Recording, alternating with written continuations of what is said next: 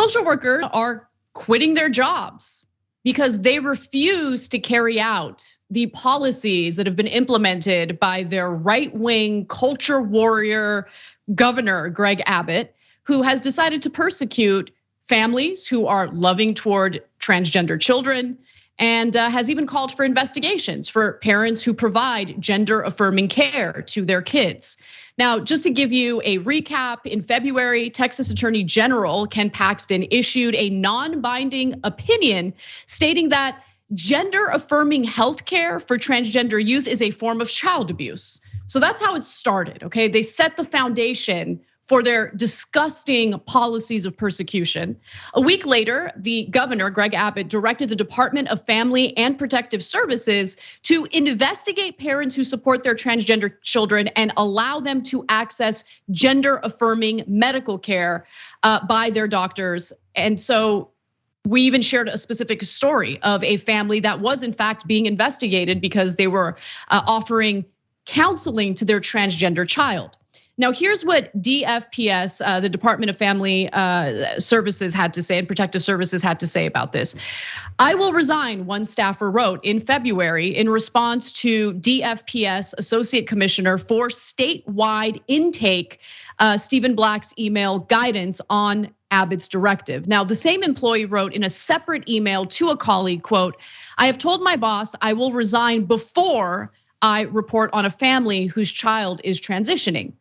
Then there was another employee who spoke out and wrote in an email to her supervisor that the directive was effing bullpoop. I like that, trying to keep the language as classy as possible, even though the rage is there.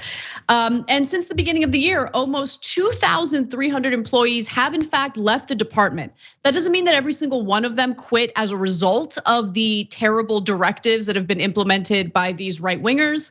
But several employees said that they were offended by Greg Abbott's order to launch child abuse investigations into families of transgender children. A former director cited turning it into a political issue, and questioned why employees tasked with caring for children were caught up in culture wars and legal battles. The focus has been taken so far away from child safety that I don't want to do this job anymore, said one anonymous Houston area caseworker. And the list goes on and on. And on one hand, I actually commend them because it takes a lot of courage really to quit your job, to make a point, to take a political stance and share your disdain and displeasure with policies that persecute innocent people in the state.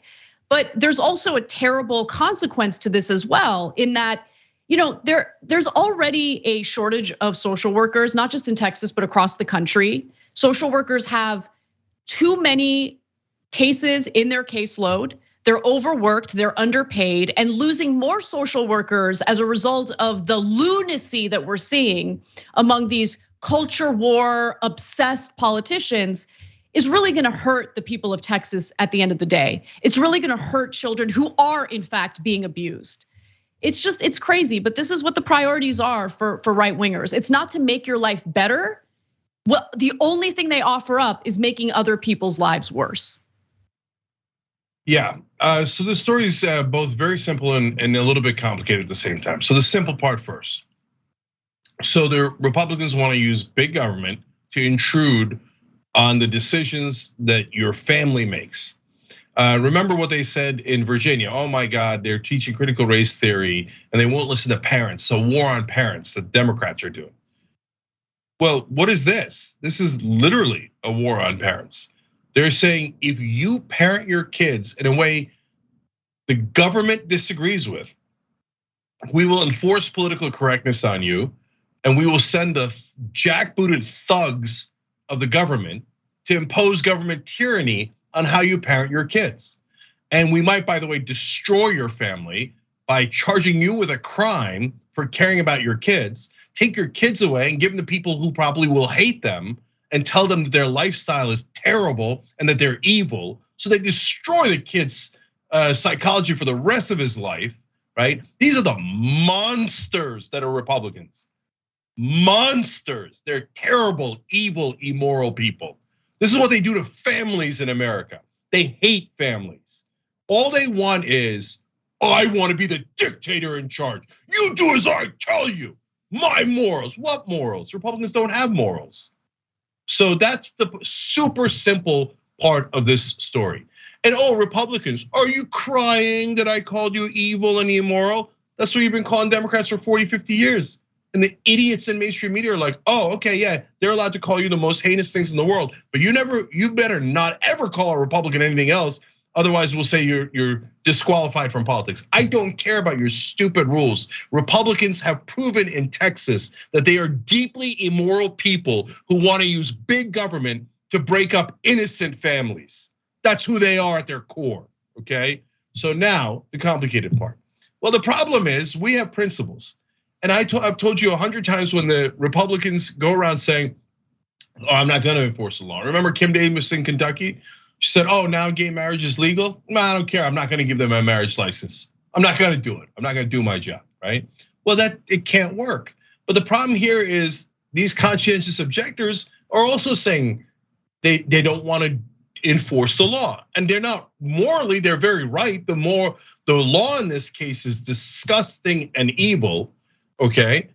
So, but that puts them in a very hard spot. So what do? As people of principle, a lot of them have quit. Okay, but now that leaves that department with nothing but right-wingers. So the minute the right wing passes a law that is reprehensible, people of good morality and decency quit, and then they win because then they have the government filled with nothing but right-wingers who can't stand your family and how you make choices and trying to kidnap your kids away from you. At the same time though, Cenk, I mean, it reminds me a little of what happened in Florida, where a prosecutor who signed a pledge indicating that he would not enforce laws that would persecute women seeking abortions. He would not pursue cases involving parents providing gender-affirming care to their children. He got fired. Ron DeSantis came in and he apparently has the power to unilaterally fire a prosecutor who, by the way, was elected by the voters in the county that he was serving in. I interviewed him just last week on Wednesday. And so I bring that up because if you are a social worker and you have ethical concerns about what these directives are, if you don't carry out what is demanded of you by the directives in Texas, they'll get rid of you. They'll just get rid of you. That's exactly what happened in Florida. That's because Republicans love big government. So now that's a fact. That's a fact. It's proven indisputably in this story. And if you said that on cable news, they'd laugh you out of the room and never let you on television again. They say, no. We're doing propaganda here that Democrats love big government and Republicans are for small government. But what do you mean? They're using big government to break up innocent families. No. You're not allowed to say things that are true on television. Okay, well, we just said it. It's a fact. It's a fact. Republicans love the tyranny of big government as long as they're using it to oppress you with their immorality and their evil intent.